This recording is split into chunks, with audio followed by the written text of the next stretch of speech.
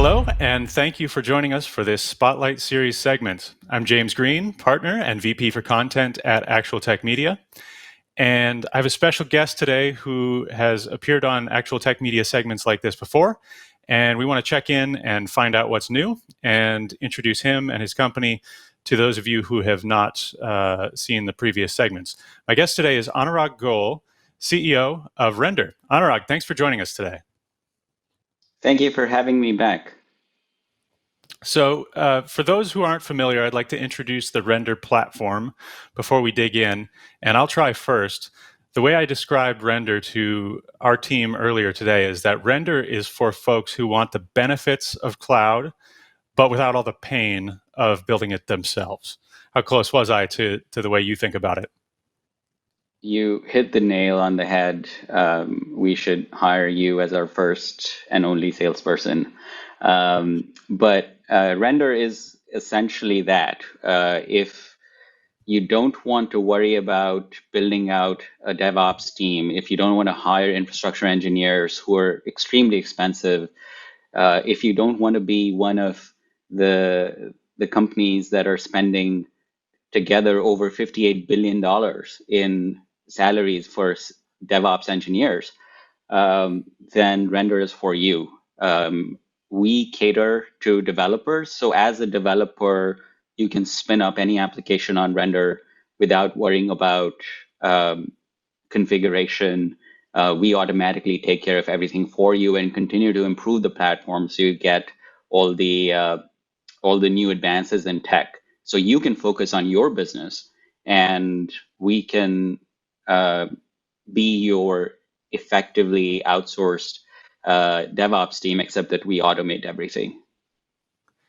So the way that you wrapped up that thought leads me to an interesting question. You have what I think a lot of people would consider a controversial opinion that I happen to completely agree with you on. What are your thoughts on who Kubernetes is and is not for? So my general thoughts on Kubernetes, as someone who's been using it for 4 years now, is that it is only for people who are building cloud infrastructure for other people, as opposed to companies that are building products that have nothing to do with cloud infrastructure. And by that, I mean, Kubernetes requires a huge investment upfront because it requires a lot of training and knowledge, but then it also requires ongoing investment in terms of upkeep and addressing all the bugs and security issues that get released in the wild almost every month. And my take on this is people first started using Kubernetes because Google pushed it extremely aggressively because they were trying to take traffic away from AWS. What Google didn't say is how complex Kubernetes can be. And it does solve some problems that were harder to solve earlier. For example, private networking and load balancing and service discovery and how you scale your traffic or persistent storage. But all those things are present in Render and perhaps other platforms like it. And so the only reason people gravitate towards Kubernetes now is because it's hot, it's fashionable, and I think that there's a lot of resume-driven development going on where if you're part of a DevOps team, everyone else is using Kubernetes. It's great to have it on your resume, and guess what? The only way to get it on your resume is to promote Kubernetes inside your organization. But we see a huge backlash and a lot of Kubernetes fatigue. So my advice to companies looking at Kubernetes or even considering it is to think really hard about why you need it. And I'm biased, of course, but consider platforms like Render to see if they meet your needs, because managing Kubernetes is incredibly hard and time consuming day to day. And I would not wish it on anyone. So maybe to drive that point home, could you compare and contrast for us what it's like to build and deploy an app using render versus we don't have enough time for you to get into what that would look like on Kubernetes, but give us the short version. What's it like on Kubernetes versus using render? Well, first you have to, let's talk about Kubernetes first, and I'll try to make this as quick as possible. But you have to set up a Kubernetes cluster, a whole thing that then you have to add load balancers to. Then you have to package your application into a Docker application, and then you have to create a bunch of YAML files that describe how your application should run. Then you have to figure out where the secrets are going to come from. You have to figure out how to provision storage. Even if you're using a managed Kubernetes provider like EKS or GKE. Having said that, on render, all you need to do is push your code to GitHub, connect GitHub to render, tell us how to start your app, just the start command. It could be a script that says /run app.sh. And that's it. From that point on, render takes everything over, including SSL certificates, auto scaling, persistent disks, private networking, service discovery. All these features come out of the box for plans of any size, and they're all self-serve. You don't have to, either hire DevOps people or call consultants to figure out how to do all this.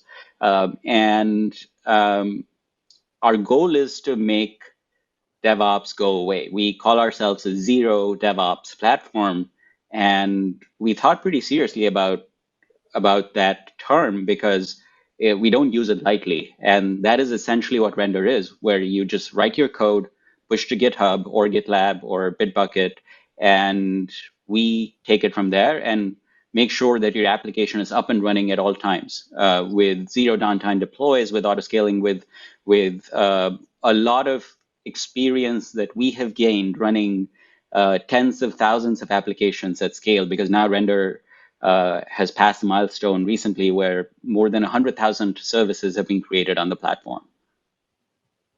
So in most organizations, you've basically got developers at one end wanting to build apps. Then you've got all this complex infrastructure and people resources as well in the middle, and then the application. And really the point is to remove that whole middle part and just let developers build applications and run them quickly. Is that a fair summarization? Absolutely. Okay. That's a really good summary. Yeah. So when we last talked, you mentioned that you were very focused on that developer experience, and especially on, as you were just launching at the time, sort of that indie hacker, really kind of just build stuff quick and get it launched. And then the roadmap led you into more enterprise grade features that would make render a better fit for bigger teams. Some of that has come to pass since we last talked. Could you maybe talk about a few of the features that you have added to make render an attractive platform for the enterprise? Yeah, thank you for asking. When we spoke last, this was just September last year, the world was very different. But we participated in TechCrunch Disrupt Battlefield. If you've seen Silicon Valley, the HBO show, you probably know what it is. And we won. And that just brought a ton of attention to us from larger companies beyond the organic developer adoption that we were already seeing. And that led to just the need in our platform for features that apply to larger teams. One of the features that has been particularly successful is what we call preview environments, which allow you to spin up a full copy of your production environment, not just your application, but also your database, also all the dependent services, especially for larger organizations that are running a bunch of different microservices at the same time. We spin all of them up automatically on a single pull request. And then we keep that environment updated. And then when the pull request is merged or closed, we automatically destroy all those resources so you don't have to pay for them. And when you compare this to the previous flow, people had to ask DevOps teams, developers had to ask DevOps teams to create these bespoke environments, which either took really long because DevOps was really busy managing AWS, or it just fell to them to create them themselves. So render basically turns that whole thing, again, in the spirit of zero DevOps. You just don't have to worry about finding a high fidelity copy of your production environment that you can share with other teams in your organization. So as a developer, if I'm working on a feature and a product manager wants to look at it, I can just show them the feature as opposed to talk about it. If sales wants to look at stuff in progress, I can just share a URL with them, a regular production URL. So again, I don't have to explain the feature to them as a developer. And this is one of the features that larger organizations have really latched onto and really appreciate in our platform. Some of the other things include things like a new region in Europe, specifically Frankfurt, where a lot of our users wanted their data to stay within the GDPR boundaries, and also wanted to make it possible for their European customers to get access to their website much faster. And we have many more additional features planned that will apply to enterprises. But I think right now, our focus remains on developers, but developers in companies of all sizes. And we're seeing existing development teams use render for new products within larger organizations, because we don't actually expect large companies to move wholesale from AWS to render. If you already invested a lot of time and money in your DevOps teams, effectively, what are the DevOps people going to do? So that's why we're seeing these smaller teams in organizations taking up render and then spreading it to the rest of the org. Very good. Anurag, I'm so grateful for your time to join us today and give us an update. It was a pleasure to have you on the show. If you're watching today and you want to learn more about Render, you can go in and find out about the platform at render.com. Lots of resources there for you. As well, if you've enjoyed this overview and you want to view more of the Spotlight series videos doing overviews like this one, head over to the ActualTech Media YouTube channel at youtube.com/ActualTechMedia. Anurag, thanks again for joining us. It was a pleasure to host you. Thank you so much for having me. It was a pleasure.